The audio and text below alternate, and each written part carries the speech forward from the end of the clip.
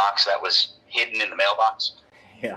I'm a little surprised. Like, it must be a pretty big mailbox though, because I didn't think that would even fit.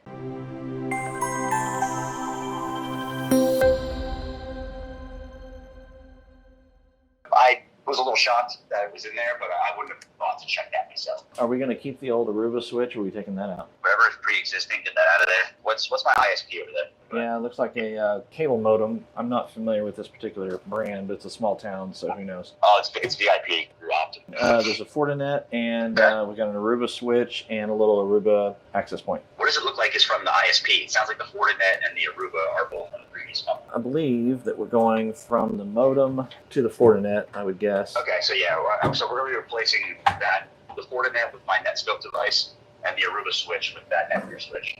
Okay. All right, let me get that pulled out. All right, getting Netscope powered up. I've seen some of these modems Mac bind, so I'm going to reset that right quick. So we're just using your Netgear switch, so obviously I don't need to worry about port numbers. No, and then once you get everything ready to go, just take your laptop and plug into the modem. Let me know if they have it set up DHCP.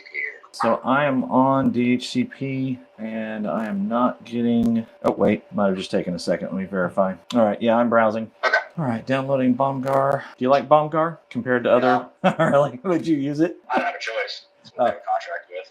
I've been trying to get them to go to assist, because that's what we use for years, and I much prefer that. All right, it's coming up now. Looks like you're in. I'm not getting power on the Netgear switch. I'm going to try a different outlet. Oh, It should say Netgear on it. it has a flip switch. I didn't see it. Okay.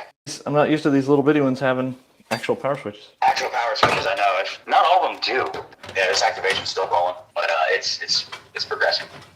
Good. And then you can just plug my Meraki into any port in the switch. Power is an amazing thing that really helps. So true. The first thing I ask anybody, they're like, hey, this isn't working. Is it on? Because that's important. Out on the power adapter goes to the AP itself, right? Correct. And in goes to the switch. Yeah. I literally have to repeat it to myself every time. I've got a little light amber at the moment, so it's booting. Meraki takes about 5 minutes for it to communicate with their dash. Still waiting on the AP. Yeah, I've got rainbow lights on the AP right now. Every time I see that, it makes me want to do that Skittles commercial. Taste the rainbow. Immediately just think of the same shit. Yeah, it doesn't show that I have connectivity. Oh, hang on. What port are we going into from the switch to the Netscope? When? Was it in the OPT slot? No, I just figured it would pass over the air, like magically. Thanks, Mike. I guess we should plug that in. It probably would help. It probably does need some kind of connection to the whole system. It's the little things that keep us going, right? Yep, you gotta have fun with it. Tiger Woods has to tee off here at the Masters. See if he can last more than one round. I know. Isn't that sad? He used to be so insanely dominant. Yeah, the body can't keep up. Especially the way he treated his. Yeah. Well, and then you've got Mike Tyson. He's about to fight, and that's going to be interesting to see what he's got left in the tank. So confused too. I know. It's just the whole thing is that the contract on that one is like. Sign the contract, big boy. He signed the contract. I don't trust the polls, so Yeah. I don't know if he had to sign a contract where he can't do certain things. It's like he could just walk in there and throw bombs. He would send his security. You'd just be running out of the ring. Yeah. Big ball would just not even get in there. Yeah, I don't see if Tyson's got anything left in the tank, I would feel like he would destroy. Exactly. I mean, especially if he stops smoking weed for a few weeks. Like, just let a little bit of aggression come back. Right. Tiger bombs one absolutely right down the middle to start. Love to see it. The sports update brought to you by Greg. You got it. And the Masters make it easy on you. They broadcast everything. You don't have to go through any hoops. You don't have to have 3 local broadcasting subscriptions, Peacock, ESPN Plus. Right. Just so you can watch Masters. Like, they just show you everything from every angle. It's just golf. It's great.